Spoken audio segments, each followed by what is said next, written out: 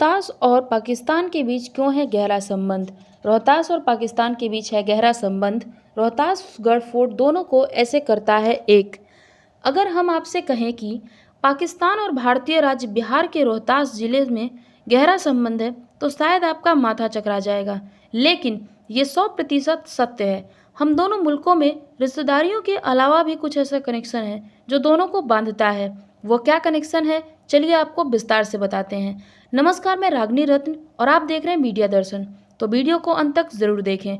दरअसल रोहतास किला जो बिहार में भी है और पाकिस्तान के पंजाब के झेलम शहर के टीना हाउस के पास भी है।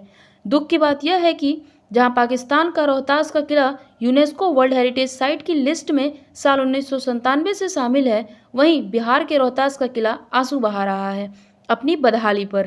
प्राचीनता के लिहाज से देखें तो बिहार के रोहतास का किला पाकिस्तान वाले से बहुत पुराना है। हालांकि इसके निर्माण को लेकर कोई सटीक जानकारी नहीं मिलती है। किले के मुख्य द्वार पर लगे बोर्ड के मुताबिक इसे राजा सत्य हरिश्चंद्र के पुत्र रोहितेश्वर ने बनाया था। उन्हीं के नाम पर इसका नाम रोहतास का किला या रोहतासगढ़ पड़ा। बाद में यह क्षेत्र भी रोहतास के नाम से जाना गया। रोहतासव के बाद यह किला अलग अलग कालखंडों में खरवार, उराव, चेर, आदिवासी और हिंदू राजाओं के अधीन रहा। आज भी इसके आसपास का इलाका आदिवासी बहुल है। स्थानीय लोग किले के अंदर पारंपरिक पूजा उत्सव करते हैं। मुगल दौर में इस किले की रणनीतिक रूप से बड़ी अहमियत थी।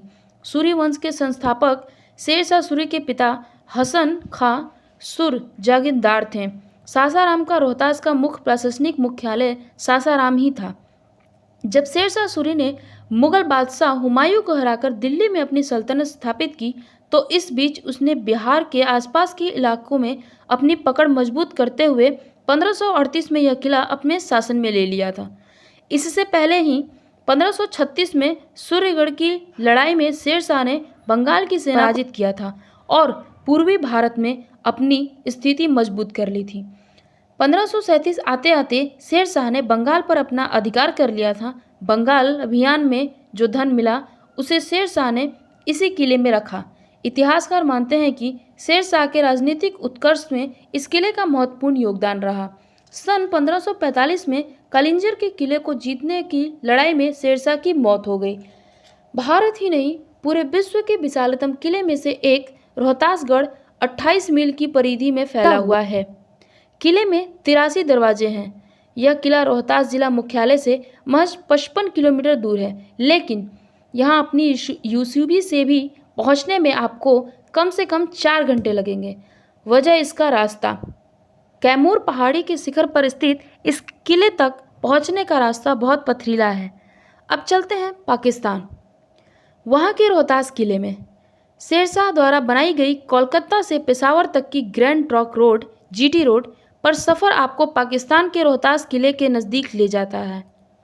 ग्रैंड ट्रंक रोड या बादशाही रोड से यह किला महज 10 किलोमीटर दूर है। मुगल बादशाह हुमायूं से युद्ध के बाद शेरशाह ने यह मजबूत किले का निर्माण सन 1540 में कराना शुरू किया।